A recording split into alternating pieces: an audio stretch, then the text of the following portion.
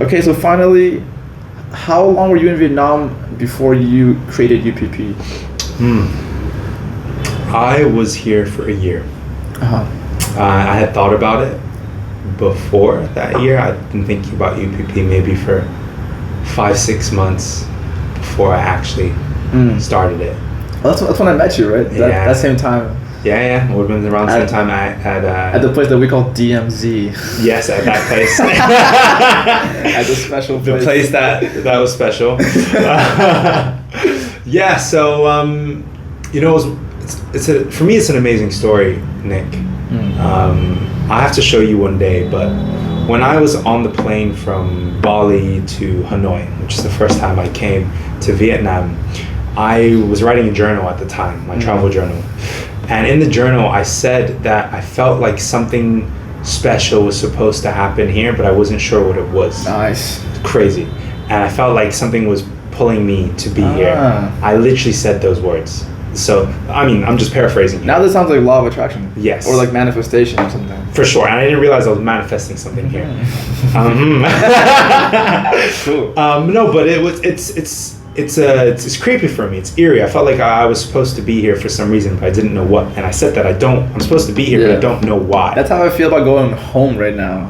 You feel like you're supposed to go back. I feel like I'm gonna go back home and something's gonna click. Yes. That's just a feeling that I have right now. I don't know what it is. It will happen, bro. But yeah, I think so too. It will happen, bro. It will happen if you think it will happen. Yeah, I agree. And that was my mindset, even though I wasn't searching for it. And after my 4th week here, we actually went into lockdown.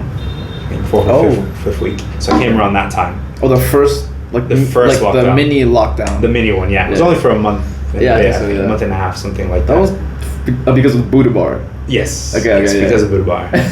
Because my friends went to Buddha Bar. I almost went that night, but Same. I had just arrived from a trip, so I was like, "Nah, I'm too tired. I'm gonna go home and sleep." Oh, that's funny. So once I actually settled here and I started working here and the lockdown was over, the area where I play football, which is a tree high, I started to notice every week, playing a lot of football at the time, I started to notice every week that all of the kids that were playing football there were mostly foreigners. There were kids that were either European or from Korea or Japan. Playing baseball, other sports that are not common in Vietnam. Yes, but also there weren't Vietnamese kids playing football there. And I was really confused by that, Yeah. So one day I went to This is District 2, right? This is District 2. So, and keep in mind, every time I played football here, there would be Vietnamese kids watching.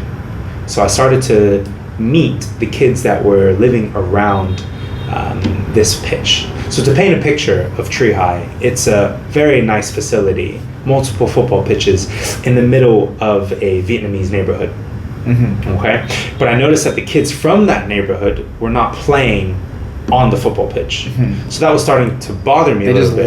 They just live around it. Right outside the pitch. Literally right outside. Selling like juice or selling things. Some do, yeah. Some work for the parents and sell things there. Others are like on the side or the back side of the pitch. So they're from the neighborhoods that surround it. And one day I went to the manager and I asked her, why don't I ever see Vietnamese kids playing on here? And she basically said that they're too poor to afford to play football here. So I said, has anyone ever, just trained the kids that are from around here, like for free or anything? And she said it never happened. So that really annoyed me. I was really upset because, this amazing facility had come into this neighborhood and no one had ever thought to train or at least play games with the kids that were from that neighborhood, even though it's in their area. And so I basically asked her, if I pay for the pitch, can I train the kids from here for free? And she said, Toro, if you do that, I will let you use the field for free. Cool. And that's how it started.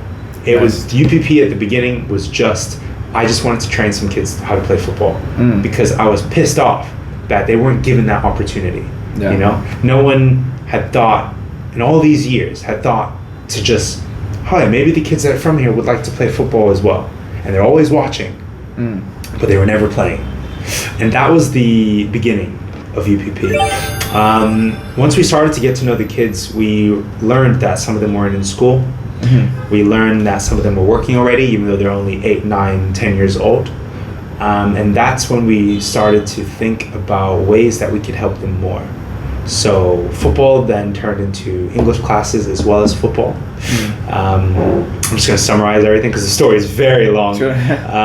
We reached out to the Green Bamboo Center, which are part of the HCWA, just because I was in Phuoc on holiday around Tet.